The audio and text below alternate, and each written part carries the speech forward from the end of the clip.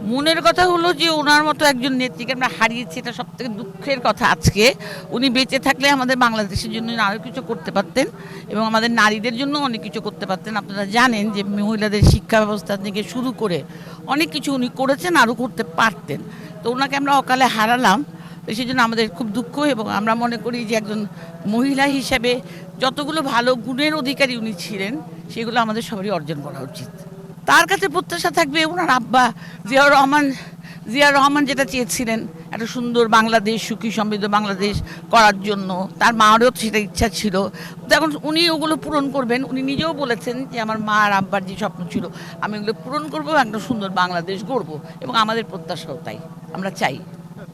আমাদের পরিচয় হলো আমাদের ইনার হুইল ক্লাব আছে ঢাকা, মানে বাংলাদেশে 64টা ক্লাব আছে। তা আমাদের হলো অগ্রদূত, ইনার হুইল ক্লাব অব অগ্রদূত, এবং আমাদের ডিস্ট্রিক্ট হলো 328। তা আমি হলাম তার ফাউন্ডার প্রেসিডেন্ট, আমার সদস্যরা এরা। আমাদের কাজ হলো জনসভা। আমরা সদস্য ওনার সাথে আসছি শ্রদ্ধাঞ্জলি দেওয়ার জন্য, যে মানে করবো ওনাকে, উনি ভালো দেশের জন্য অনেক কিছু করে গেছেন ভালো। তো আমরা আরো আগে আসতাম, তো আজকে আমরা সময় বের করে তারপর আমরা আসছি।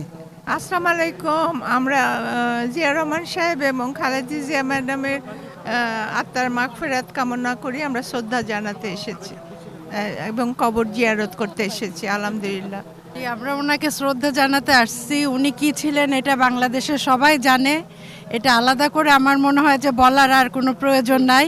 আমরা প্রত্যেকটা মানুষই জানি উনি কি ছিলেন।